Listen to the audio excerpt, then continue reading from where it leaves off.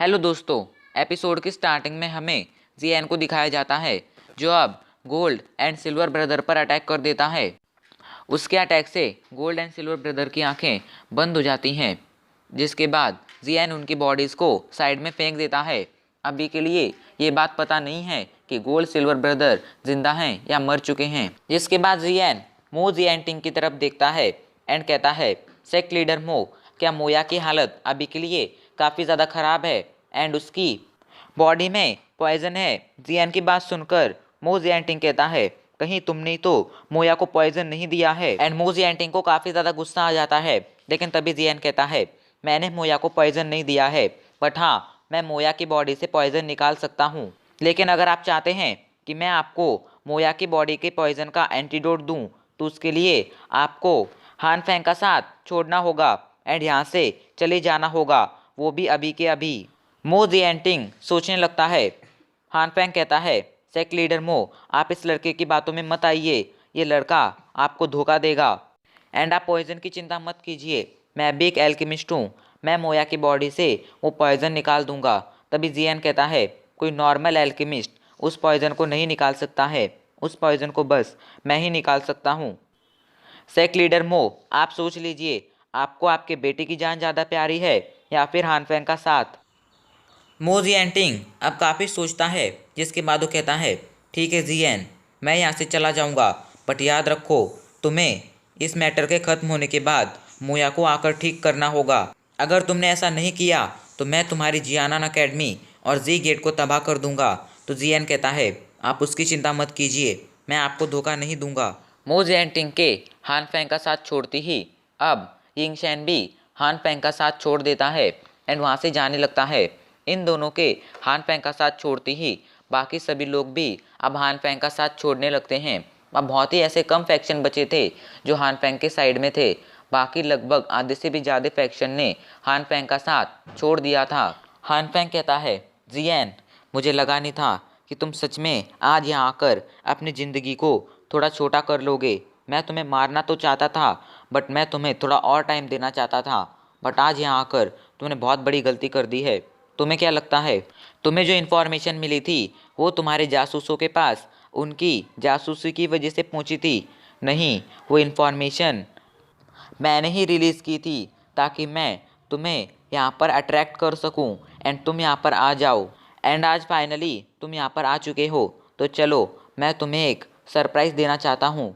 ये कहने के बाद हान फेंग कहता है, प्रोटेक्टर जुआन, अब आप बाहर आ जाइए, आपकी ज़रूरत आ गई है। जैसे ही ये आवाज़ सुनाई देती है, वहाँ मौजूद एक माउंटेन को ब्लैक फॉग चारों तरफ से घेर लेती है एंड अचानक से ही उस जगह पर प्रोटेक्टर जुआन प्रकट हो जाता है। अचानक से वहाँ पर एक और डाउजोंग को देखकर सभी लोग शॉक हो गए थे। हान फेंग मो जिएंटिंग एंड यिंगशेन से कहता है, अभी के लिए हमारे पास 4 डाउजोंग्स हैं एंड सामने वालों के पास ज़्यादा से ज़्यादा 3 डाउजोंग्स हैं, तो बताओ क्या तुम अभी भी यहाँ से जाना चाहोगे या फिर मेरा साथ देना चाहोगे? जिसके बाद हान फेंग प्रोटेक्टर जुआन से कहता है, प्रोटेक्टर जुआन, वो लड़का ही जियन है, ये लड़का जी क्लैन का लीडर है एंड इसके पास वो चीज़ है जो आपको चाहिए है एंड अगर आपको इससे वो चीज़ नहीं भी मिलती है तो भी इसके पास 2 हेवनली फ्लेम है एंड अगर आप इसकी सोल को हॉल ऑफ सोल के किसी एल्डर को देंगे तो वो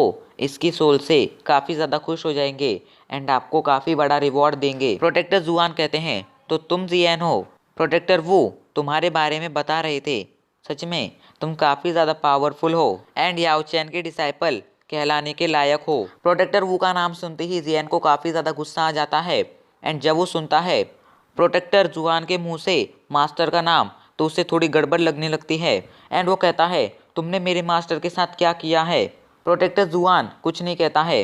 अचानक से वो जोर से चिल्लाता है, 10,000 सोल स्वेलिंग फॉर्मेशन से सभी स्पिरिट बाहर आ जाओ एंड अपने काम पर लग जाओ। अचानक से वो ब्लैक फॉग जिसने माउंटेन को चारों तरफ से घेर रखा था, उसके अंदर से कई सारी सोल्स बाहर आ जाती हैं। वो सोल्स बाहर आती ही वैली में मौजूद वॉरियर्स की तरफ आगे बढ़ने लगती हैं। जब हान फेंग ये देखता है तो उसके फेस पर एक स्माइल आ जाती है। प्रोटेक्टर जुआन कहता है, जियन, इन सभी स्पिरिट्स को मैंने पिछले 3 सालों में हासिल किया है एंड आज तुम्हें मारने के लिए मैं इन सभी स्पिरिट्स का यूज़ करूँगा। ये कहकर प्रोटेक्टर जुआन अपने एनर्जी उन ब्लैक फॉग में डाल देता है, जिससे ये सभी स्पिरिट्स उसके कंट्रोल में आ जाती हैं एंड वो इन सभी स्पिरिट्स को जियान के ग्रुप पर अटैक करने का ऑर्डर देता है। जब जियान का ग्रुप ये देखता है तो वो लोग काफ़ी ज़्यादा सीरियस हो जाते हैं। इधर वो स्पिरिट्स बहुत ज़्यादा तेज़ी से उनकी तरफ आगे बढ़ने लगती हैं। जब जियान ने देखता है तो वो एक फायर पिलर से उस स्पिरिट पर अटैक करता है, जिससे वो स्पिरिट्स डिस्ट्रॉय हो जाती हैं। लेकिन ये क्या, उन स्पिरिट के डिस्ट्रॉय होने से ब्लैक फॉग की पावर कम नहीं हुई थी, उल्टा बढ़ गई थी। अब ब्लैक फॉग से और भी स्पिरिट्स बाहर आ जाती हैं जो उन पर अटैक करने लगती हैं। जियान अपने फ्लेम से उनका सामना करने लगता है एंड वहाँ मौजूद बाकी के वॉरियर्स भी अपनी डुइक्वी से उनका सामना करने लगते हैं। बट काफ़ी सारी स्पिरिट्स को डिस्ट्रॉय करने के बावजूद उस फॉर्मेशन की पावर बिल्कुल भी कम नहीं हुई थी, उल्टा उस फॉर्मेशन की पावर बढ़ती जा रही थी। जियान अब अपनी स्पिरिचुअल एनर्जी से उस फॉर्मेशन को ध्यान से देखता है तो उसे समझ आता है इस फॉर्मेशन के अंदर प्रोटेक्टर जुआन का स्पिरिचुअल अवतार है एंड वही इस फॉर्मेशन को कंट्रोल कर रहा है। जब भी ये किसी स्पिरिट पर अटैक करते हैं तो इनके अटैक से उस स्पिरिट की स्पिरिचुअल बॉडी तो डिस्ट्रॉय हो जाती है, बट उसकी स्पिरिचुअल एनर्जी अभी भी वहाँ पर मौजूद रहती है एंड वो स्पिरिचुअल एनर्जी बाद में जाकर उन ब्लैक फॉग से मिल जाती है। इसी वजह से उस ब्लैक फॉग की पावर बढ़ जाती है, जिसके बाद वो ब्लैक फॉग बाकी की स्पिरिट्स की पावर बढ़ा देता है। इसीलिए इन लोगों को फील हो रहा था कि ब्लैक फॉग की पावर टाइम टू टाइम बढ़ती जा रही है। तभी जियान सोचता है अगर मैं इस स्पिरिचुअल अवतार को डिस्ट्रॉय कर दूं तो इससे प्रोटेक्टर जुआन को काफ़ी बड़ा नुकसान होगा एंड उसकी पावर काफ़ी ज़्यादा कम हो जाएगी, जिसके बाद प्रोटेक्टर जुआन बस एक डाउहोंग लेवल का वॉरियर बनकर रह जाएगा एंड फिर उसके बाद प्रोटेक्टर जुआन को मारना जियान के लिए कोई बड़ी बात नहीं होगी। तभी फर्स्ट एल्डर कहते हैं जियान मुझे इस फॉर्मेशन के बारे में थोड़ा पता है। इस फॉर्मेशन को यूज़ करते वक्त प्रोटेक्टर जुआन इस फॉर्मेशन के बीच में होता है एंड अभी के लिए वो सच में इस फॉर्मेशन के बीच में है। इस फॉर्मेशन को क्रिएट करने के लिए काफ़ी सारी स्पिरिट्स की ज़रूरत पड़ती है एंड इसी वजह से ये फॉर्मेशन काफ़ी ज़्यादा पावरफुल होती है। अभी के लिए अगर हमें प्रोटेक्टर जुआन को मारना है तो उसके लिए हमें पहले इन सभी स्पिरिट्स को मारना होगा। जियान कहता है जहाँ तक मुझे पता है इस तरह की फॉर्मेशन को यूज़ करने पर hall of soul in protectors को बहुत बड़ी पनिशमेंट देती है, लेकिन फिर भी प्रोटेक्टर जुआन इस फॉर्मेशन का यूज़ कर रहा है, मतलब वो किसी भी हालत में मुझे पकड़ना चाहता है। लिटिल फेरी डॉक्टर कहती है अब हमें क्या करना चाहिए, बिकॉज प्रोटेक्टर जुआन की पावर अब धीरे धीरे बढ़ती जा रही है। जियान एंड बाकी सभी को अभी कुछ भी समझ नहीं आ रहा था। तभी अचानक से जियान को एक आवाज़ सुनाई देती है, जियान तुम्हारी बॉडी के अंदर 2 हेवनली फ्लेम्स हैं एंड अभी तुम जिस हेवनली फ्लेम का यूज़ कर रहे हो उससे तुमने इन दोनों हेवनली फ्लेम को मर्ज कर क्रिएट किया है, लेकिन तुम शायद ये नहीं जानते हो तुम इस हेवनली फ्लेम से इन स्पिरिट्स को ज़्यादा नुकसान नहीं पहुंचा पाओगे। अगर तुम्हें जल्द से जल्द इन सभी स्पिरिट्स को ख़त्म करना है तो उसके लिए तुम्हें फॉलन हार्ट फ्लेम का यूज़ करना चाहिए। फॉलन हार्ट फ्लेम स्टार्टिंग से ही स्पिरिट्स की बहुत बड़ी दुश्मन रही है एंड उससे टकराने वाली हर एक स्पिरिट मारी जाती है एंड अगर वो कुछ ज़्यादा ही पावरफुल हो तो वो घायल ज़रूर हो जाती है। इसलिए अभी के लिए तुम फॉलन हार्ट फ्लेम का यूज़ करो। अपने फॉलन हार्ट फ्लेम से तुम इन लोगों को मतलब इन स्पिरिट्स को ज़्यादा नुकसान पहुंचा पाओगे। ये आवाज़ सुनकर जियान शॉक हो जाता है बिकॉज ये आवाज़ टियान हाउ की थी। वो जल्दी से कहता है थैंक यू एल्डर टियान। अचानक से जियान की बॉडी के चारों तरफ मौजूद ग्लेज फ्लेम गायब हो जाती है एंड जियान की फॉलन हार्ट फ्लेम उसकी बॉडी को चारों तरफ से कवर कर लेती है। अब जियान फायरिंग फ्लेम एक्सपेलिंग टेक्निक का यूज़ करता है एंड अपनी फॉलन हार्ट फ्लेम से एक वुल्फ बीस्ट क्रिएट कर लेता है जिसका साइज 100 फीट से भी ज़्यादा था। जियान तुरंत अपने बीस्ट को कंट्रोल करने लगता है। अचानक से जियान का बीस्ट अपना मुंह खोलता है एंड अपने मुंह से फ्लेम थ्रोवर की तरह फॉलन हार्ट फ्लेम को शूट करने लगता है।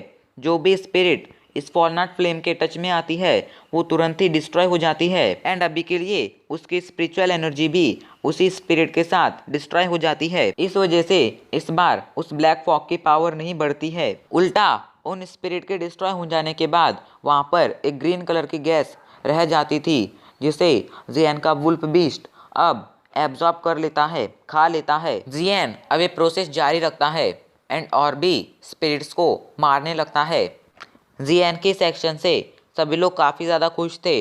इधर प्रोटेक्टर जुआन अब गुस्से में कहता है, लड़के तेरी फॉलनाट फ्लेम सच में काफ़ी ज़्यादा पावरफुल है, बट ये मुझे नहीं रोक सकती है। अचानक से ही उस ब्लैक फॉग से स्पिरिट निकलना बंद हो जाती हैं एंड सभी को चबाने की आवाज़ें सुनाई देने लगती हैं। ऐसा लग रहा था कि कोई किसी चीज़ को चबा रहा है। ये सुनते ही वहाँ मौजूद सभी लोग शॉक हो जाते हैं। जियान समझ जाता है क्या हो रहा है। उसका मन कहता है, जियान जल्दी से कुछ कर, वरना बहुत जल्दी ही प्रोटेक्टर जुआन की पावर काफ़ी ज़्यादा बढ़ जाएगी, जिसके बाद तू उसे नहीं मार पाएगा, उल्टा वो तुझे मार देगा। फर्स्ट एल्डर कहते हैं, जियान जल्दी से कुछ करो। अचानक से जियान अपनी काफ़ी सारी स्पिरिचुअल एनर्जी उस वुल्फ बीस्ट के अंदर डाल देता है, जिसके बाद उस वुल्फ बीस्ट को फॉलनाट फ्लेम पूरी तरह से कवर कर लेती है। जियान जोर से चिल्लाता है, जाओ। वो वुल्फ बीस्ट बहुत ही तेजी से उस ब्लैक फॉग की तरफ आगे बढ़ने लगता है। वो ब्लैक फॉग के नीचे पहुंच जाता है एंड अचानक से ही उससे टकरा जाता है, लेकिन तभी अचानक से ब्लैक फॉग साइड में हट जाता है एंड अचानक से ही एक हैंडशील्ड आकर जियान के वुल्फ बीस्ट को रोक देती है आगे बढ़ने से। जब जियान देखता है तो वो अपनी और भी स्पिरिचुअल एनर्जी को वुल्फ बीस्ट के अंदर डाल देता है, जिससे वुल्फ बीस्ट की पावर काफ़ी ज़्यादा बढ़ जाती है।